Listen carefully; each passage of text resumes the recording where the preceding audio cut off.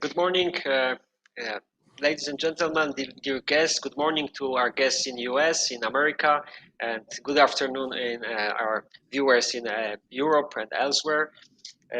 My name is Tomasz Kijewski, and I'm your host today, and I'm proud to represent the Warsaw Institute, one of the leading geopolitical think tanks in Central Europe.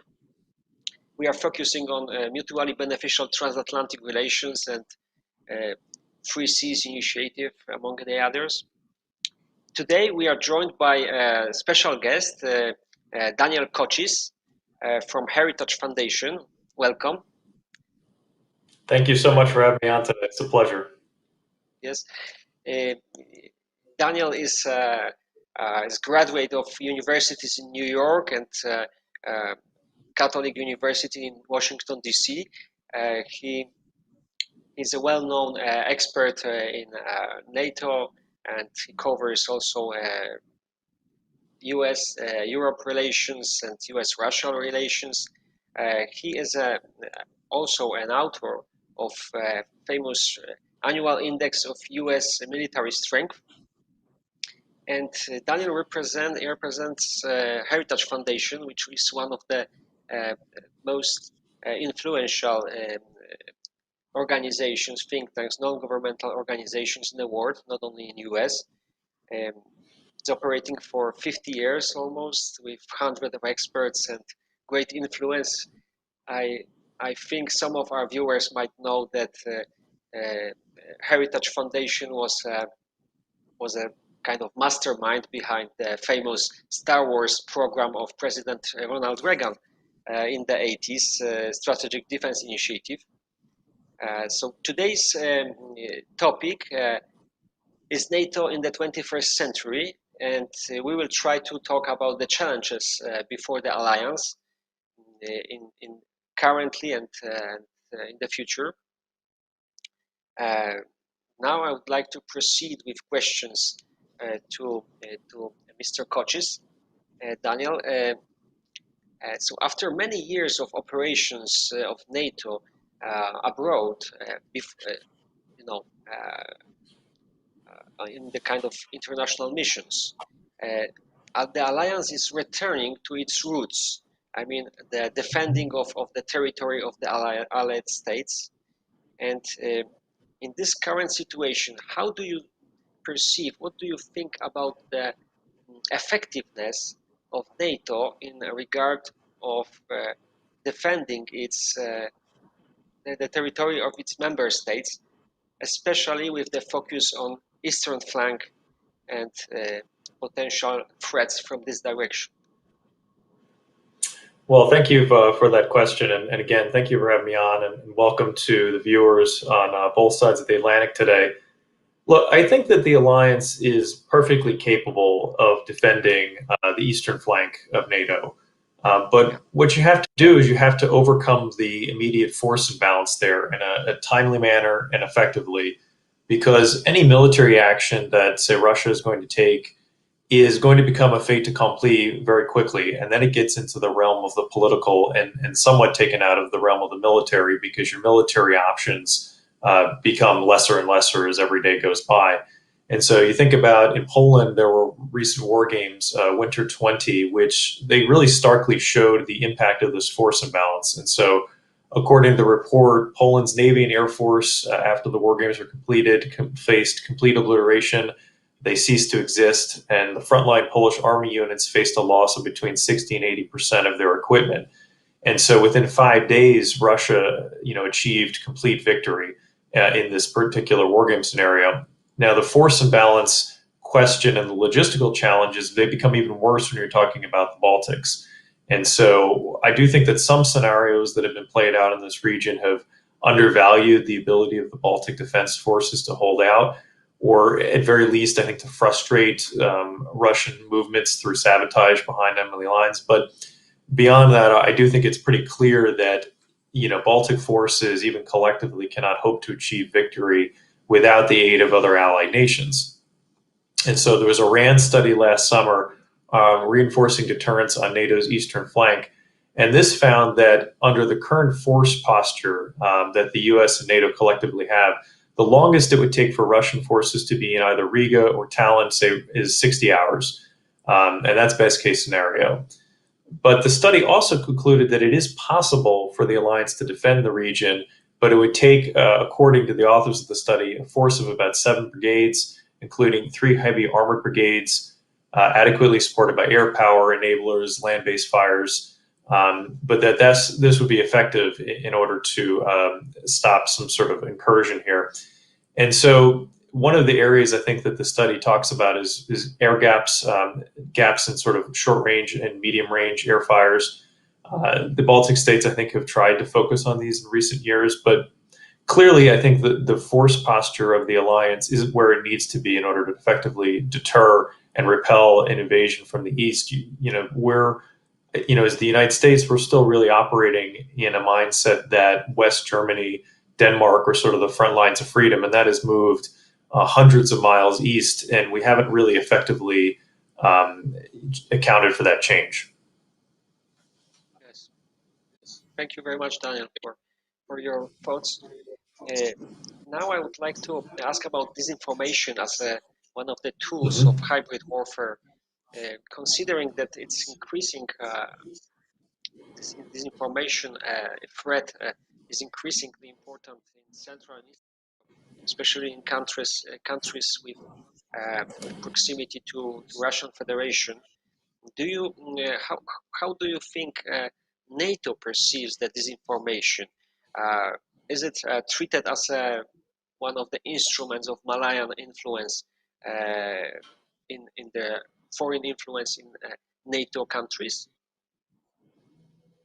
So yes, I think NATO has come somewhat belatedly to this game. So I think the Brussels Declaration, Summit Declaration of 2018, included some talk about disinformation as being one of the key challenges the alliance was facing. It's clearly an area that is critically important, I think, in the current landscape. And so you think about 10 years ago, the idea of sort of setting up a strategic communication center of excellence was, I think it felt somewhat cutting edge and maybe even a little hard to grasp sort of the impact, but now everyone is aware of what this can do. And so of course there's been a battle of narratives for decades going back to the Cold War. And these at the time largely played out in editorials, radio. But today this disinformation space is pervasive. It impacts every facet of life. It happens almost instantaneously. It reaches deeper into our societies, and it can be disseminated either overtly or through unsuspecting persons, I think, in country. And so I can give you tons of examples in both Europe and the United States where this disinformation has played out over the past few years. But I think suffice to say that NATO definitely faces a challenge from disinformation. This is primarily emanating from Russia, but I think that we probably shouldn't understate the threat from Chinese propaganda as well. Russia, I think, is going to target NATO through a number of narratives, including that NATO is the aggressor, that Russia is being encircled. And so you think about some of the propaganda in Poland, for instance, about NATO's enhanced forward presence, the U.S. troops there. We see the same things for the battalions in the Baltic states. And so you have either made up abuses being disinformation put out about that, or disinformation about how this is going to lead to war with Russia. And so the disinformation from a Russian perspective is meant both for a domestic audience inside Russia, but it's also meant, I think, to sow division within NATO, undermine support within societies for NATO's role and for the country's participation.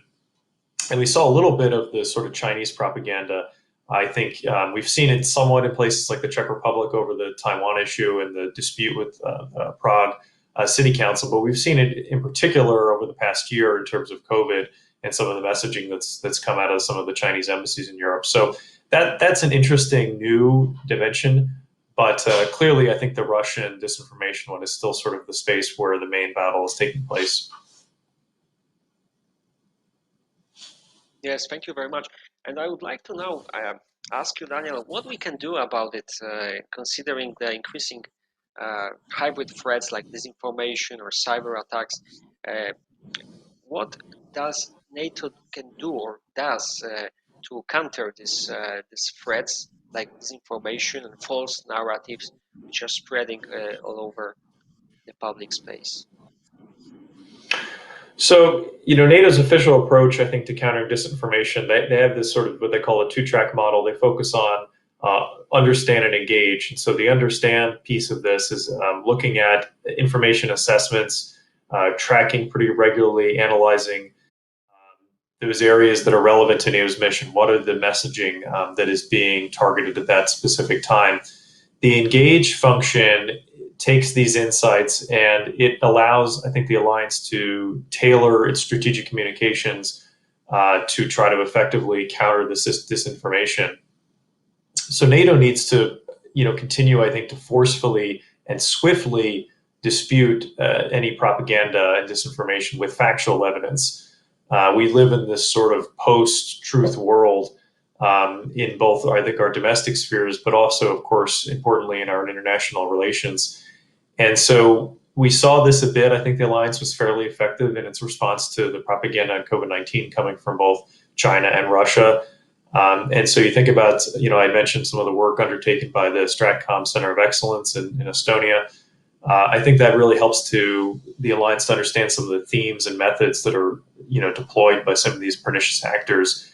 But this is going to be, I think, sort of an ongoing back and forth, and one that, the alliance, I think, has some tools, but really this oftentimes is going to fall on individual member states to sort of counter a lot of these narratives.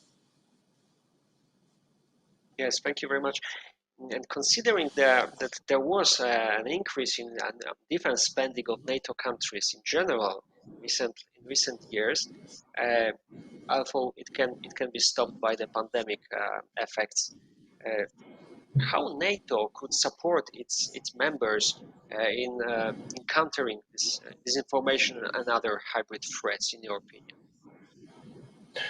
So I think that NATO has stepped up somewhat. They've tried to enhance the Russian language communication, and so they include articles, translations of some of the fact sheets that they put out around K4 or some of the missions in Afghanistan. They put out pieces, around, say, Russia's myths about NATO, Russia's myths about COVID-19. And they try to put some of these things both in print in Russian, but also in video feed on the YouTube channel to try to get to a Russian domestic audience as best you can. But they also, I think, try to support member states by putting it in the vernacular of member states. So, I've seen pieces put out in Czech, French. I've even seen some of them put out in Bosnian for some of the non-member states in the Balkans. And so that's one area. Recently, NATO has funded, I think, 30 new projects that were submitted through universities, through think tanks, NGOs, to look at ways to better steel citizens, I think, from the impact of disinformation. So they had something like, I think, 90 submissions for projects, and NATO is funding 30 of them. So this is another way that they're trying to support member states on this question. But it's going to, of course, be a battle for funding. Moving forward, you talked about, I think we'll probably talk at some point today about defense spending, but of course there is going to be pressure because of the pandemic. We haven't really seen this take effect yet, but I imagine in the next few years this is of course going to be a discussion. And so where do you put those very sort of valuable funding, and how much does Stratcom get versus acquiring tanks and munitions? Yes, we noticed a lot of challenges before NATO in recent years, starting from the aggressive policy of some of the countries neighboring the alliance. We notice also a lot of cases of hostile intelligence activities of NATO adversaries in NATO countries, like in Belgium, Italy, recently in Czech Republic. In this context, I would be grateful for your views. How do you assess the biggest challenges of NATO in the next 10 years? So NATO has quite a few challenges. For me, and I've written on this, I think the number one challenge is going to continue to be Russia. for the next decade. This is not just a conventional force challenge. It's not just a nuclear challenge. But as we've talked about already, it's a propaganda disinformation challenge. It's an espionage challenge. The amount of Russians that were posted to the embassy in Prague, for instance, is equivalent to what they have in Poland, a much bigger country, and frankly, much more strategically significant country. So this is, Prague is used as sort of a regional espionage base, and of course, there are activities in Brussels as well. And so this is really sort of a whole of alliance, a whole of member state challenge in order to try to counter that. And so I don't think that, Vladimir Putin is going to change his behavior anytime soon. And so this sort of brings to the front of my mind really two facets of addressing this challenge. And so it is, how effective is NATO as an alliance in getting back to its raison d'etre of collective defense? We've moved that way, of course, since 2014, but you talk about this covers defense spending, the infrastructure piece, and so military mobility, overcoming some of the, I think, political hesitancy around use of force. We could see this, of course, cropping up even in the German context after the elections about capable aircraft, nuclear capable aircraft, and sort of the next iteration of that in Germany and what that looks like if it happens. And so that's, I think, one area of the stool. The second one, of course, is, how does the alliance solve this question of differing threat perceptions? And this has been an issue over the past few years with President Macron and some of the southern Mediterranean countries seeing the main threat coming from the south and from the Sahel and some of this irregular migration. And of course, countries like Poland, the Baltics, Romania that have a much different threat perception. So how do you marry those two, disparate threats in the minds of the alliance and address them both adequately? Yes, considering this internal politics aspects of NATO, do you think that NATO will try to adjust to current threats in a evolutionary or rather revolutionary way? What is your opinion on this? Which could be more effective or viable? That's a good question. I think for me, I see this being more as an evolution. And look, I think we're on our way here. NATO is and was a collective defense organization. And so you think about the decade of the 1990s, many countries, including the United States, cashed in on the so-called peace dividend, slashed forces, and engaged, I think, in places like the Balkans. But largely the idea of warfare against a large state actor, near peer adversary, I think it sort of disappeared in some ways from people's minds as a possibility. And then we moved into the post 9/11 space. And so we had the alliance focusing on out of area operations in Libya, Afghanistan, Iraq. And so largely the types of forces and equipment you need for those type of missions are very different from that you see needing for collective defense missions. And so I think back to, I think it was 2009 or 2010 when the U.S. had no armor left on the continent under Barack Obama. And so this was sort of the space that the alliance was in, and the mindset also of the United States. And since 2014, we've really had, I think, a return, slow at first, but I think it's really gained steam in returning to true collective defense. And we've made significant strides over the past few years in terms of some of the equipment that's being purchased by countries, in terms of the exercises that are being held, and in terms, I think, of trying to move some kind of force structure eastward. And so the danger that I think we're facing now is both the pressure that's going to be coming on budgets. Clearly, that is something that's coming down the pike here. And the second one, I think, is overcoming this feeling in some quarters that we've kind of done what we needed to do, and in terms of we set out to bolster collective defense on the eastern flank. I don't think we're anywhere near where we need to be, but there could be, I think, a mindset in some quarters of the alliance that we have some multinational battalions set up, and we're rotating forces through, and so we've kind of done that, and we can move somewhere else. And so that, I think, is a real risk that we need to keep that pressure to continue to make positive strides. Yes, thank you very much, Daniel. Now I would like to skip to one of the questions from our viewers about Sure. it's about NATO and Kosovo, and Yeah. Mr.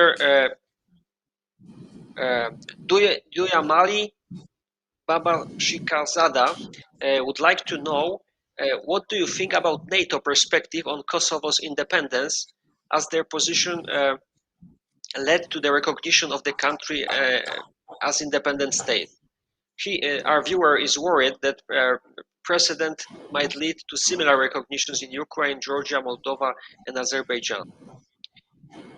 And considering that the Kosovo as one of the more and more important territory or area of activity of NATO, recent um, news about delegation to Central European commanders, uh, the commanding of the mission in KFOR mission.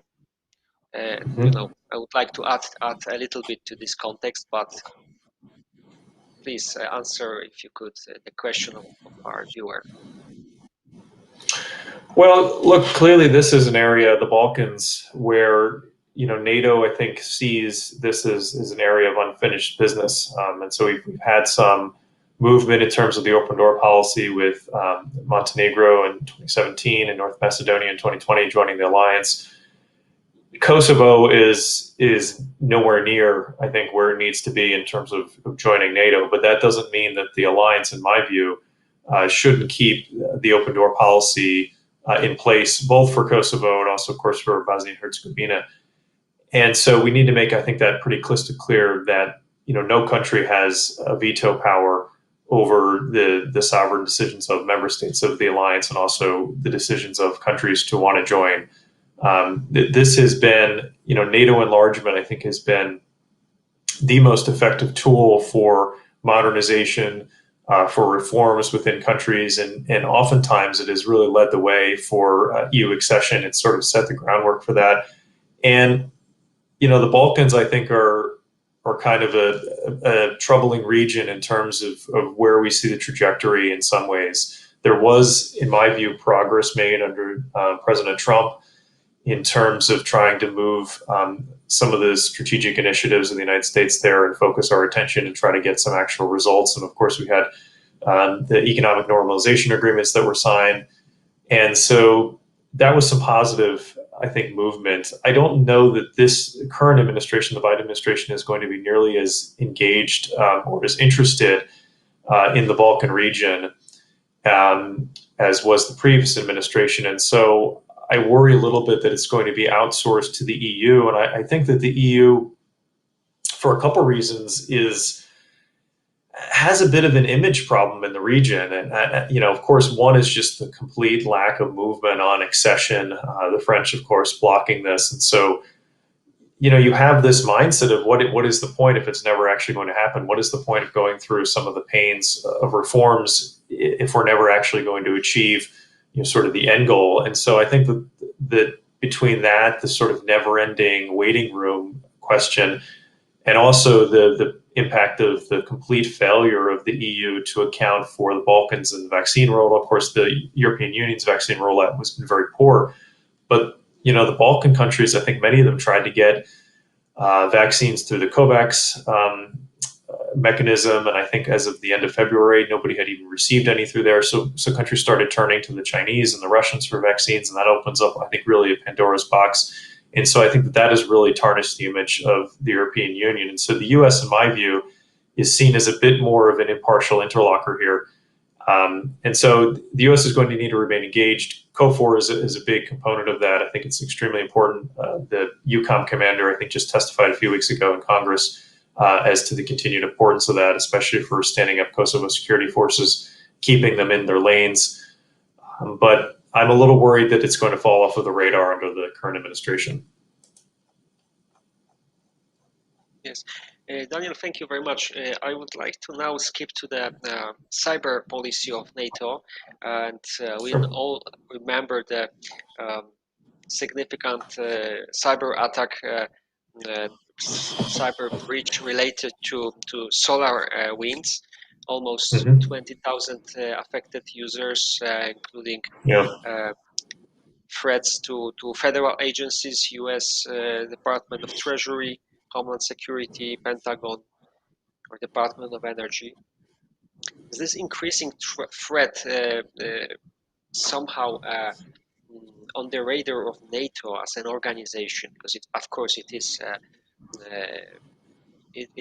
important for U.S. policy, but does NATO has this cyber policy, and is it effective in your opinion? I think that NATO has made pretty good strides in terms of the cyber challenge. I think that more so than some of the disinformation space, which we've been a little, I think, late to the game on. I think cyber, the alliance is clearly aware that it impacts every facet of the alliance. So you think about command and control, there is a propaganda piece to the cyber element. So there's an intelligence piece, there's effectiveness of your weapons systems. And so you have really a threat, of course, from Russia, but you have also a threat from other state actors, China, Iran, non-state actors. And so, look, the alliance needs to continue to harden its own internal networks, but I think the challenge here is that NATO needs to recognize that ultimately the bulk of cyber defense is going to fall to individual nations. And so the role in terms of NATO, I think, is both sort of hardening its own networks and sort of command and control structures, but really it's also to encourage member states to pay attention and to invest adequately in cyber capabilities. Yes, thank you very much, Daniel. Now let me ask about one of the questions. I would like to mention one of the questions from our viewers. Isa would like to know, what is your opinion about Biden's presidency? Will it change? Will it provide change in transatlantic relations regarding to NATO? So I think overall, no. Look, I mean, the United States is going to remain committed to the North Atlantic Treaty Organization. I think that the good impact of President Biden is that he's put away, I think, some of the more harmful rhetoric of the Trump administration in terms of allies. You know, the issue of defense spending has been something that Republican and Democratic presidents now for decades have harped on. Even during the time of the 50s, Dwight Eisenhower would say things like, Europeans are making a sucker out of Uncle Sam. And so you think about his role within NATO before he became president of the United States. And so even he was saying that, of course, a Republican.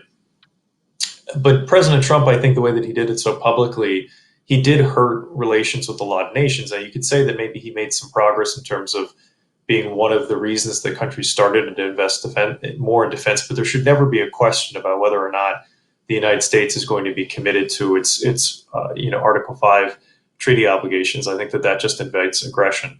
So on that sense, I think that there's been positive movement. I was happy to see that the administration canceled the planned withdrawals from Germany, and in fact, they're adding, I think, 500 troops to our contingent there. They've signed a new agreement with Norway for expanding some of our basing in Norway, and they've had some deployments to the Arctic.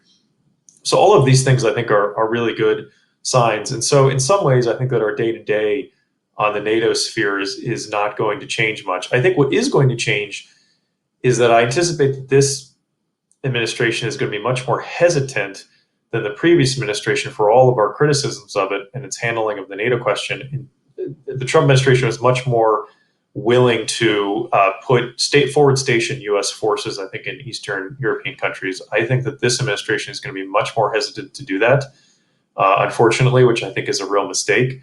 And I think the other component of this is more of a domestic one. Look, the Biden administration is going, both for ideological reasons and also just because of the pandemic, the administration is going to be focused primarily on domestic concerns, I think, for the foreseeable future. And so you can see it within the budget, what the priorities were of the Biden administration. The defense budget for the United States that was posted just recently I think it only had a 1.6 or 1.7% increase. that is de facto a cut for U.S. defense because it's not going to keep up with inflation. And so we were just starting to overcome some of the really the dilapidated state of U.S. defense forces after the Obama administration. And so I think now our services are going to be put back into this question of, do we invest in new capabilities or do we cut readiness? And so they're really all going to be facing this question. And so I think that even if the Biden administration wants to do the right thing in terms of our force posture in Europe, they're going to come up against some of their own self-imposed limitations in terms of what was actually available, because they're just not going to be willing to invest in defense. Yes, thank you very much, Daniel. I think it will be more and more important in the context of future challenges of NATO. And we have a lot of questions from our viewers.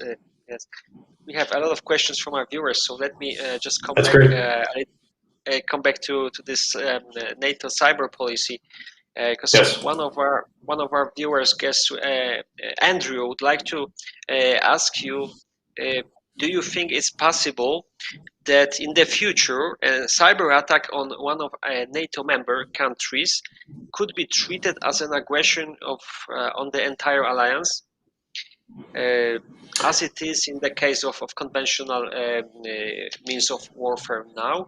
And I think that the question is related to the increasing digitalization and increase of the significance of the cyberspace for public and societies. Well, yes, I certainly do.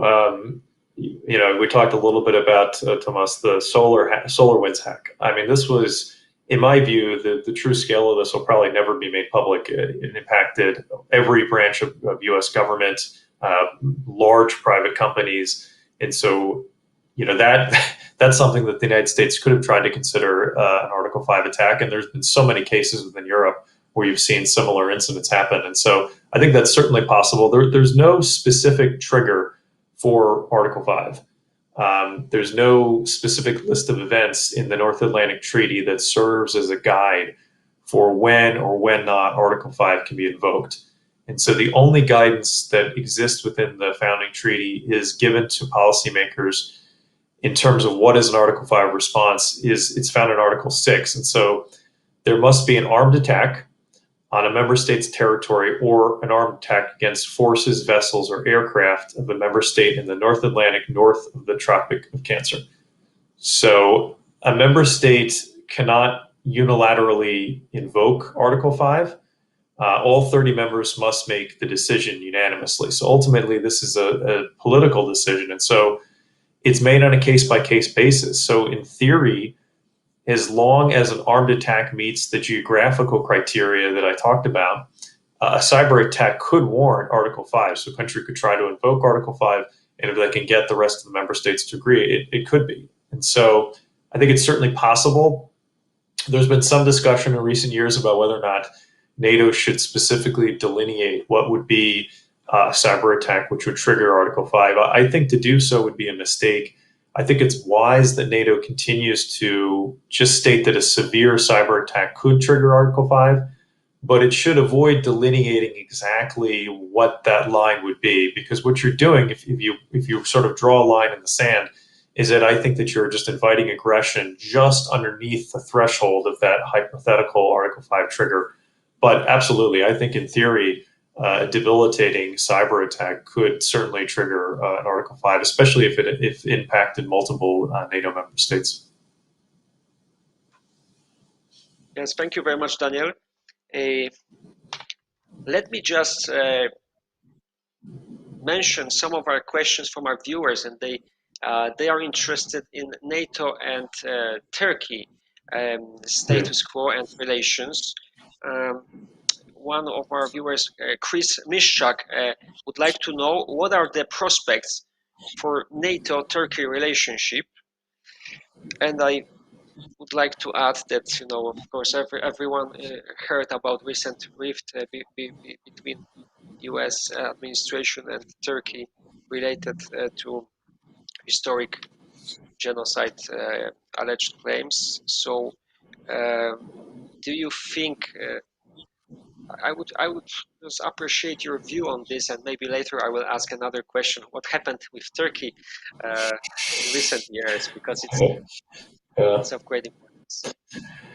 Thank you for that question from the audience, and I think Tomas, as we were speaking a little bit about this, this is really, I think, one of the more difficult challenges for the NATO alliance, because in my mind, it's critical that we keep Turkey within the fold, because I think the alternative to push them even closer cooperation with Russia or another foreign power, or even just sort of a hostile middle power, I think is not one that is good for the alliance and not one that we should hope to see. And so I think that sometimes we're a little bit too quick to pull the trigger. I mean, there's always these discussions of can you throw Turkey out of the alliance and whatnot. And look, clearly there is, within the North Atlantic Treaty, there is sort of a component of values. I mean, that's clear that you know NATO was a values alliance, and Turkey, because of the autocratic leadership of Erdogan, has made things extremely difficult in terms of how many journalists they've jailed, and it's just sort of the consolidation of power. Yeah.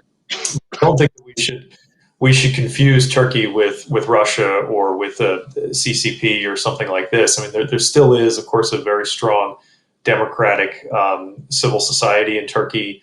And so you've seen that with some of the recent elections and Istanbul mayoral election and whatnot. And so I think in some ways, as unsatisfactory as it is, we kind of have to bide our time. I mean, Turkey still is extremely large. I think it's the second largest military in the alliance. Of course, very strategically located. It has a radar for NATO ballistic missile defense and hosts very important bases. The U.S. flies Reaper drones out of Konya Air Base, of course. Incirlik Air Base continues to be a large air base that the U.S. uses for missions in the Middle East and other allies. And so, so you have, I think, both the importance in terms of the assets that you have within Turkey. I mean, the U.S. still bases nuclear missiles in Turkey, and so but you also, of course, I think, have the more geopolitical question of wanting to try to keep them in the fold. And Tomas, I'll just try to go in a little bit about what happened here. You've just seen, I think you've seen a lot of this comes from the failed coup in 2016, and I think a lot of the sort of paranoia from the leadership in Ankara following that. And so you think about the impact that this has had on the Turkish military, all of the pilots that have been either arrested or fired. This plays into some of the decisions that they made, because that has forced them, I think, to look into more ground-based interceptors. And so you had, of course, the whole continuing dispute around the purchase of Russian S-400s. And even that is somewhat of a gray zone, because we kicked them out of the F-35 program, but yet there are Turkish companies that are still making parts even today, because we haven't been able to set up new suppliers for those parts. And so the Trump administration, I think, tried to hold out some kind of olive branch. I remember when President Erdogan came to Washington, and there was talk about, well, let's increase trade ties between our two countries. And there was always it was kind of like a parent who doesn't want to discipline a child. And it was like, okay, if you do it one more time, then I'm going to put you in a timeout. And, we just couldn't quite get there. And so the administration, I think, reluctantly was putting in place stronger and stronger means. The Biden administration, I don't think has the same sort of mindset on it. Of course, you saw that with the genocide declaration. I think we're in for some pretty rough times in terms of U.S.-Turkish relations. And of course, within the alliance, we have a whole host of issues, and not least of which the dispute between Greece and Turkey over mineral rights in the Med. So yeah. It's a real thicket, but it's one, I think, that we can't just throw our hands up and say, well, we're done with the Turks. I think it's important to try to keep the lines of communication open here. Yeah, definitely. There is a great importance in improving Turkey and NATO relationship in the future. And one of our guests, Mr. Levin Strauss, would like to kindly ask about your views on the Free Sea initiative in this dimension of defense. Do you think that NATO should insist on a more applied attention on the initiative of the Free Seas? and also the inclusion of Turkey in the project. And our viewer thinks, Mr. Strauss thinks about security and also economic and integration of this, let's say, in this dimension. So I know that 3C it was not intended as a defense and a security initiative, rather economic and infrastructural, but of course, indirectly, it might have some defense dimension.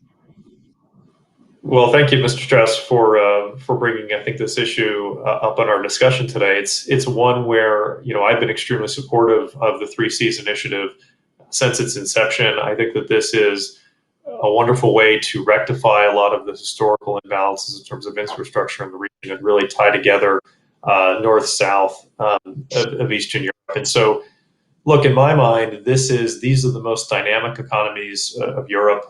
These are the youngest economies, and these are the ones I think which are going to really be sort of the backbone of not only U.S. engagement, but also prosperity generation. I think in future decades for the transatlantic alliance. And so, investing in projects on a commercial basis that are going to make money, but also have an impact in terms of tying the region together and sort of whether it's the energy piece or building infrastructure so it doesn't take you 10 hours to get from two capitals on a train. But it also, of course, as you mentioned, has both a military component but also a strategic component. The military component is just pure infrastructure, whether that's digital infrastructure, whether that's making sure you don't have to change trains because the gauge is different, making sure your bridges can support tanks that are going across. That of course is a pure military component because we have to be able to swiftly reinforce our Eastern European allies. But there's also a strategic component because these countries in Eastern Europe, look, if they can't get investments from other European countries or they can't get investments from the United States, they're going to turn to China in particular, I think, to try to get investments. And so I'm very much in favor of expanding this format to the Western Balkans, to potentially to Turkey, because I think that it is such an important component of not only U.S. policy, but also it should be something that's supported by a lot of Western European countries. So I'd like to see the United States, I think, not only come through on its commitment to match the $1 billion, but also I think potentially to consider even a larger investment. For the United States, it's still, I think, a small investment, but it will make a huge impact in terms of the regional security. And I'd like to see countries like the UK, like Germany, really step up as well, and countries who haven't contributed within the 3Cs framework to contribute to the 3Cs investment fund. But this is such an important, I think, component of U.S. engagement, and I really hope that it's something that is consistent across administrations in the United States, and something I think that continues to have legs as we go through the next few years. Yes, thank you very much, Daniel. Let me now mention this Western Balkans context when we are in the Southern Europe discussing this. According to some experts, the threats to NATO are not generated only in the east, but also in the southern borders. So considering that this joining of NATO by Northern Macedonia and increasing China and also Arab states' influence in the regions, can we expect further enlargement of alliance to southern European countries, especially in this kind of Western Balkans dimension? Thank you for that question. Absolutely. I think in theory, yes, but I don't see it happening anytime soon. I mean, look, this is the area of Europe that has unfinished business. And so you have the sort of historical and ethnic grievances which continue to occasionally crop up, but you have outside actors, whether it's Turkey, Arab states, Russia, China, which are playing on a lot of these internal divisions within the region to sort of try to exacerbate them, to frustrate their path towards further Western movement of these countries. And so it's something that I don't think the United States and Europe really should take their eye off the ball. I hope that one day we could see further enlargement there, but I don't see it happening anytime soon. But the key right now is to make sure that this open door policy remains open for deserving countries. And so after North Macedonia's accession, Bosnia and Herzegovina is the next most realistic Balkan nation, I think, to join the alliance. And so you saw, I think, recently threats by the Russian embassy in Sarajevo over potential membership. That really should underscore the importance of reaffirming to Russia that they do not have a veto power over the decision of sovereign member states of NATO. And so there's a lot of domestic political obstacles to Bosnia's accession, not least of which the Republika Srpska question. But I think we need to do what we can to keep them on track for eventual NATO membership, because enlargement binds together these like-minded democracies. We talked about some of the reforms and the impact that it has there. And it's going to really strengthen rule of law within these countries. And so on the Kosovo question as well, I think Kosovo also not ready to join the alliance, even further away in some ways from joining because of questions about non-recognition, even within the Balkans and other NATO members which haven't recognized. But we also should welcome their transatlantic aspirations, and we should take a patient approach, because supporting modernization, key reforms, keeping them as well on the path to NATO, eventual NATO membership one day, I think is going to help stabilize the region. And so I do hope that we will see further enlargement within the Balkans, but I don't think it's happening anytime soon. But that doesn't mean that we should completely close that door. I think we need to keep it open. Yeah, thank you very much, Daniel. Now let me ask a question about Ukraine and NATO policy towards the situation there and perspectives for future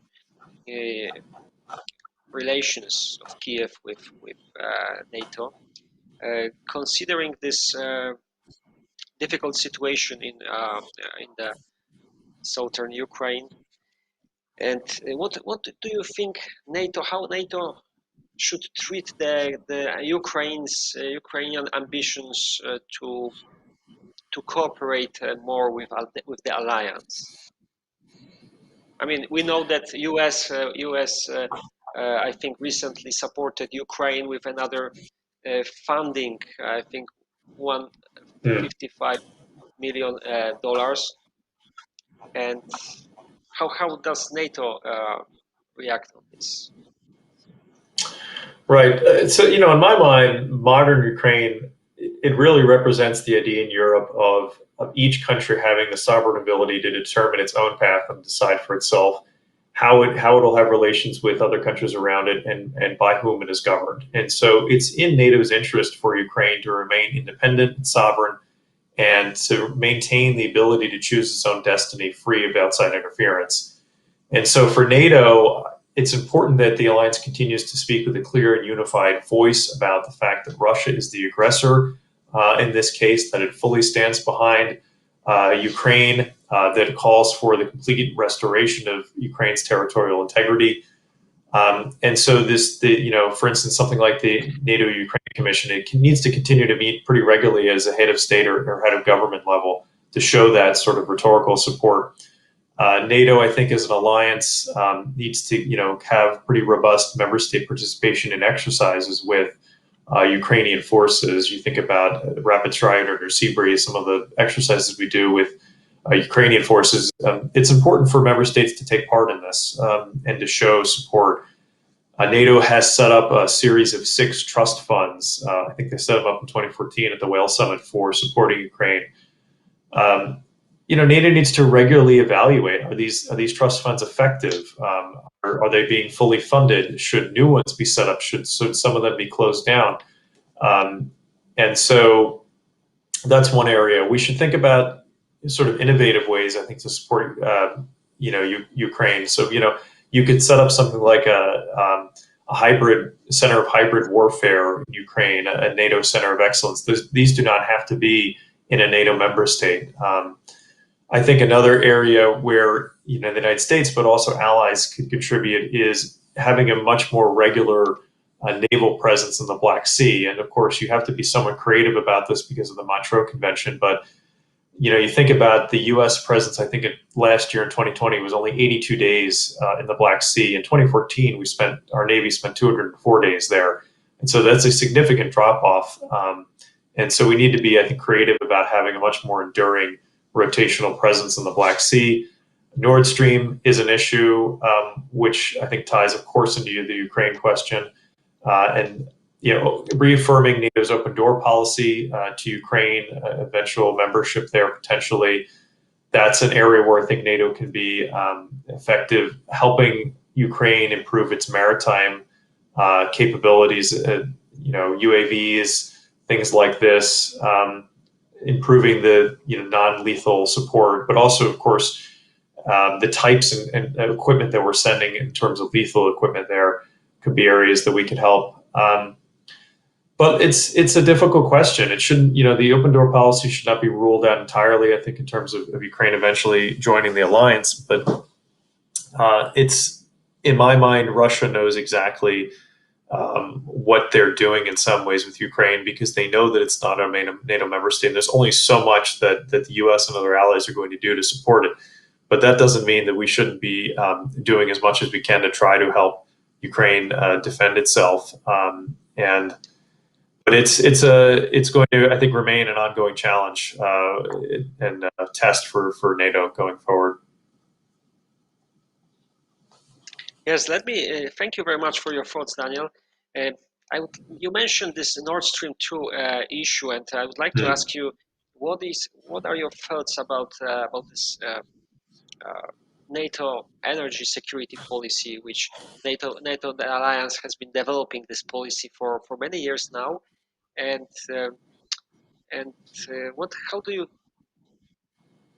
you assess the potential for, let's say, stronger cooperation between NATO countries regarding such important issues like Nord Stream 2, which is done by the companies from some of the NATO member states? There are certain areas where NATO as an alliance, I think, is working importantly with the EU and member states to try to address. And it's some of these sort of more soft security areas. And energy, of course, is a key component of that. And it does have a military and political dimension, but it's sort of largely outside of NATO's remit. And so Nord Stream, of course, is one particular project where you have a handful of Northern European countries which are supporting this project, but the majority of Europe, of course, is opposed for geostrategic reasons. And so, it really, I think, has been an extremely divisive issue. It's not economically necessary. It's obviously geopolitically very imprudent. And I think that if you have this pipeline completed, it's just going to be another leverage point, I think, for Russia to divide Europe, to give preferential pricing to certain member states, and to have more political influence in these countries. And so that's why the Trump administration, I think that when they started, I think, really focusing on the question of Nord Stream, there was this mindset in some corners of both the U.S. and Europe that this is silly. They're just creating problems with allies. They should just drop this because Nord Stream is going to be completed. And lo and behold, they were very effective in arresting the completion of the pipeline. Now, what the Biden administration is going to do, I'm not sure. They've said the right things rhetorically, but I think my fear is that they're going to sort of let this pipeline be completed in service of trying to rebuild the U.S.-German relations or something like this. I think that would be a huge mistake, because there's no mechanism that you can get out of Russia, whether they say they're going to keep gas flowing through Ukraine or there'll be some kind of snapback that'll never be used, that is going to solve the questions of what this is going to do in terms of dividing the alliance. And so, this is something that the U.S. but also NATO needs to keep its eye on. Nord Stream, but also Turk Stream in the south.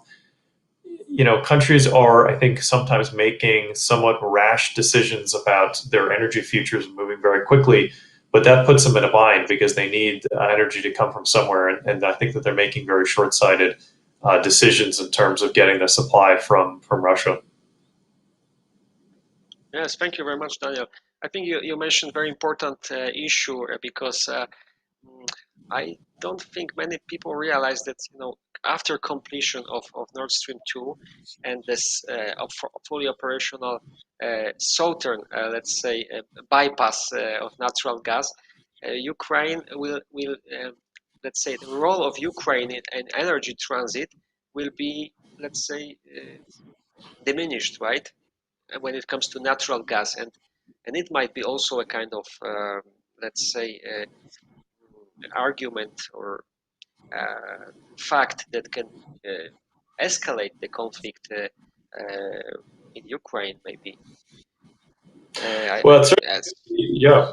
No, I think you're absolutely right. It could be an accelerant because you think about the funding that Ukraine gets from transit fees. This helps, of course, it buy weapons and fund its military forces, which are defending its territorial integrity. And so, if you cut that off, I think Yeah. that you have both the sort of immediate budget implications, but also you have the implications in terms of its Ukraine's importance to Western Europe. And if you have that lessening, maybe you have a sort of a lessening of support, or you have something like, well, we can't upset the Russians too much because then they're going to turn off the spigot. And so it does have implications, I think, for the ongoing hostilities there, and that shouldn't be underplayed. I think that. I think that this is really, I think, a key early test for the Biden administration in terms of what lengths they're willing to go to stop Nord Stream 2. And I worry that they may fail this test. I hope I'm wrong, but I worry that they don't have the stomach to really see it through. Yes. Thank you very much, Daniel. Now, as we are approaching 1 hour of our meeting, let me just proceed with a series of quick questions, yes, Sure. no kind of questions. Does NATO need a reform? No. Would Europe be able to ensure its security without NATO? No. Is Chinese influence in Europe larger than that of Russia? I'll answer a little more than one word. Not yet, but it's getting closer. Yeah, thank you very much. Is Arctic one of the largest vulnerabilities of NATO? Yes, not the largest, but one of the larger vulnerabilities. Yes. Please, if you could answer in 3 words, what are the biggest advantages of North Atlantic Alliance? Securing like-minded allies. Thank you. Has the time of NATO missions ended completely? No, but a high bar going forward. Can we say that the trust towards NATO has increased in the member states? It's a mixed bag when you look at the polling, complete mixed bag, depending on which member state you're looking at. No. Can we expect a similarly behavior in the context of NATO member states' expenditures from Biden, just as was from Trump's office? No, there'll be less emphasis on this issue. Thank you very much, Daniel. Daniel Kochis was our special guest today. Thank you, Daniel. As our time is running out, please let me conclude today's meeting. I think that one of the conclusions is, Daniel, maybe you would like to add a few words at the end, or? Sure, I'd be happy to. I want to first thank the audience members for some terrific questions. I think we covered a lot of ground today, and that was a really wonderful discussion from my perspective. And thank you, Tomas, and the Warsaw Institute. We always appreciate our cooperation at the Heritage Foundation with you, and look forward to the wonderful work that you're doing, that we, of course, also look to. And so, for me, look, NATO has, I think, a host of challenges, but it also is the most successful, I should say, multilateral organization in the history of the world. It's created the means, I think, for the European Union to sprout. It's created the means for transatlantic prosperity, and I think that it has the tools to effectively deter real territorial aggression against member states from Russia. I think that it has some of the tools to address some of the more emerging issues in terms of propaganda, disinformation. Those are areas where we're going to need to be much more savvy about how we work with the European Union, how we work with individual member states, and also to a lesser degree, how we work with civil society to address them. And so I think as long as NATO sort of retains the lead in terms of pure defense, and we don't go too far down the pathway of an independent EU army or EU military capabilities, I think that this alliance can remain successful and really fulfill its mission in the 21st century. And I think it's going to continue to bind the United States and Europe together. And I think that that's a very, very good thing in a world of increasing autocracies and great power competition. I think we really do need to stick together. And NATO is the tool for U.S. engagement and for keeping the transatlantic alliance robust moving forward. So thank you so much. It was really a pleasure. I'd love to do this at any time. Thank you very much, Daniel, once again. And dear viewers, I would like to thank you for your attention and your time. Please follow us, try to check our webpage, and especially one of our recent reports on NATO, on the NATO anniversary, which is this month. And I would like to thank also the Warsaw Institute's team, especially Adam, for his support to organizing this meeting. And thank you very much, dear viewers, and have a good afternoon and evening. Stay with us. Thank you, Daniel.